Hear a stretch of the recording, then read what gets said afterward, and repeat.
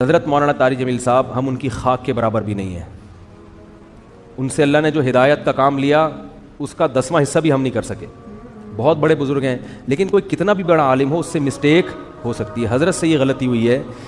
مولانا طارق جمیل صاحب پہ مجھے بہت ترس آتا ہے کیونکہ میں ان کے مجاہدے جانتا ہوں، کیسے زندگی میں دولت کو لات ماری ہے انہوں نے، کیسے مجاہدوں میں ٹائم گزارا، پوری زندگی تبلیغ میں چل چل کے پہیا بن گئے.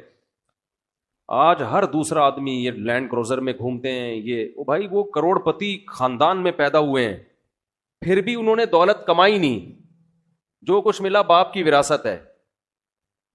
تو اس پہ کیوں تنگ کر رہے ہو کسی کو؟ آخری عمر میں، بڑھاپے میں ان کا احترام کرو. کوئی علمی کسی پہ کوئی اعتراض ہے تو وہ شائستہ انداز میں بیان کر دو.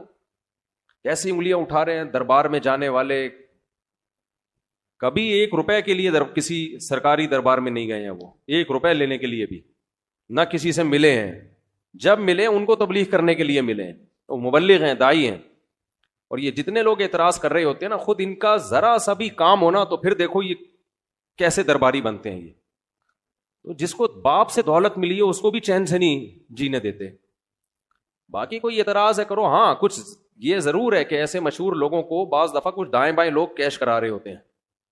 دائیں بائیں کچھ لوگ ایسے ہوتے ہیں جو ان کے نام کو استعمال کر رہے ہوتے ہیں. تو وہ ٹھیک کا مطلب یہ نہیں کہ ان کے دائیں بائیں کوئی بھی ہوگا وہ بھی 100% ٹھیک ہی ہوگا. بہت ہم نے بھی اپنے ساتھ دیکھا ہے. ہم تو اتنے بڑے آدمی ہیں نہیں، لیکن ہمارے نام کے منجن لوگ بیچ رہے ہوتے ہیں. ہمارے نام پہ کیا کیا 2 نمبریاں ہو رہی ہوتی ہیں. لیکن مولانا کو ہم ذاتی طور پہ جانتے ہیں، سخاوت کا دریا ہیں، غریبوں کے لیے، مساکین کے لیے. اخلاق ان کے دیکھو یار، اتنا حوصلہ، اتنی برداشت میرے اندر تو نہیں ہے، صحیح بتا دو. عبادت گزار ہیں، تہجد گزار ہیں تو لیکن طنز دیکھو. ہر دوسرا آدمی مالداروں سے ملتے ہیں، غریبوں سے نہیں ملتے. تم نے ملتے ہوئے دیکھا ہے ان کو غریبوں سے ملتے ہیں کہ نہیں ملتے؟ ان کی ویڈیوز آ جاتی ہیں جب دولت مندوں سے مل رہے ہوتے ہیں. ٹماٹر والے سے ملتے ہیں تو کوئی ویڈیو نہیں بنا رہا ہوتا، کیونکہ پروگراموں میں ویڈیوز بنتی ہے نا، ہر جگہ تھوڑی ویڈیو بنتی ہے.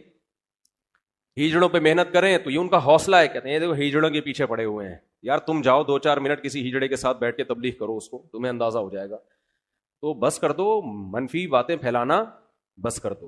اور پتہ ہے یہ منفیت بار بار وہ بھی برا، وہ بھی برا، وہ بھی برا، وہ بھی ایسا، سب خراب ہیں، یہ صحیح ہیں 4-6 آدمی بس دنیا میں جو کمنٹس کر رہے ہوتے ہیں نیچے. منفی سوچتے رہنے سے نا انسان ڈپریشن کا ڈبہ بنتا ہے اور تھوڑے دنوں میں اپنی موت خود ہی مر جاتا ہے. مثبت سوچنا سیکھو، پازیٹیو سوچنا سیکھو. سمجھتے ہو وہ انٹرویو لیا نا ان سے پوڈ کاسٹ میں کہ آپ تو سادگی کی تعلیم دیتے ہیں اور خود آپ گاڑیوں میں گھومتے ہیں. تو سلیمان علیہ السلام سادگی کی تعلیم دیتے تھے کہ نہیں دیتے تھے؟ جن کا ہم واقعہ سن رہے ہیں. اور ایسا عرش رکھا ہوا تھا، آگے آ رہا ہے، ایسا تخت، لگژری تخت تھا کہ آپ کی سوچ جہاں ختم ہوتی ہے وہاں سے سلیمان علیہ السلام کا تخت شروع ہوتا ہے. تو دولت رکھنا سادگی کے خلاف نہیں ہے. سمجھتے ہو کہ نہیں سمجھتے؟ ایک صاحب کہنے لگے MTJ کی پروڈکٹ کی قیمتیں دیکھو تو ہوش اڑ جاتے ہیں. تو مت خریدو نا، ساتھ والی غریب والی دکان سے خرید لو. بہت زیادہ قیمت پہ بیچ رہے ہیں تو مت خریدو بھائی. اور وہ کون سا دکان پہ بیٹھ کے بیچ رہے ہیں؟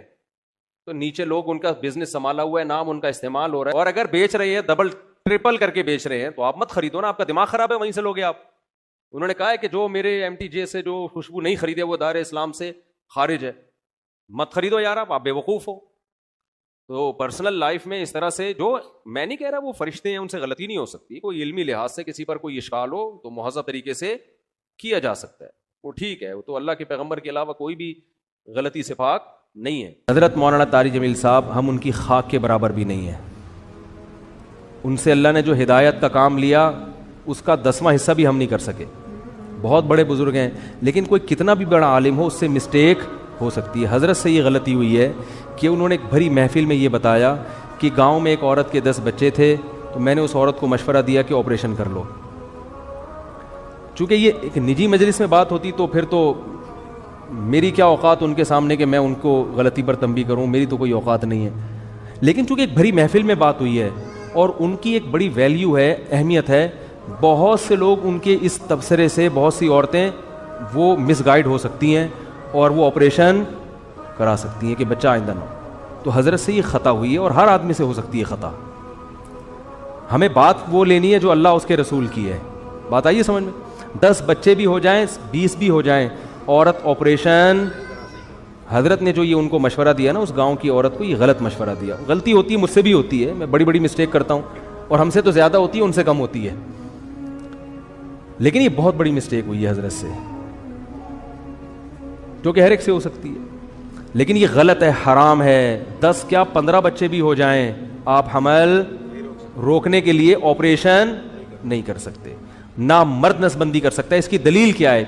دلیل اس کی یہ ہے کہ اللہ نے انسان کو اس کے جسم میں کانٹ چھانٹ کی اجازت نہیں دی ہے. خودکشی کیوں حرام ہے؟ آپ اپنے آپ کو مار نہیں سکتے. آنکھ پھوڑنا جائز ہے اپنی، کیونکہ آنکھ میں دیکھنے کی طاقت ہے. آپ کو یہ اجازت نہیں ہے کہ آپ اپنی آنکھ سے دیکھنے کی طاقت ختم کر دیں. کانوں میں اللہ نے سننے کی طاقت رکھی، آپ کان کی خودکشی نہیں کرا سکتے، یعنی جیسے اپنے آپ کو نہیں مار سکتے تو کسی عضو کو بھی نہیں مار سکتے آپ. بات آ رہی ہے سمجھ میں؟ تو اسی طرح یاد رکھو، عورت میں جو اللہ نے قوت تولید رکھی ہے، کوئی ایسا طریقہ اختیار کرنا کہ یہ سرے سے قوت ہی ختم ہو جائے، تو عورت نے اپنے اس عضو کو ناکارہ بنا دیا. تو جیسے آنکھ کو اندھا بننا جائز نہیں آپ کے لیے، ناک کاٹنا کان کاٹنا جائز نہیں، تو اسی طرح عورت کے لیے قوت تولید ختم کرنا حرام ہے، کیونکہ یہ قرآن کے بالکل خلاف ہے.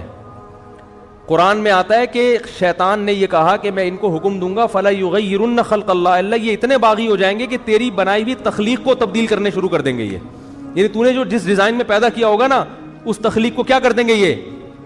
تو عورت میں اللہ نے تولید کی صلاحیت رکھی ہے.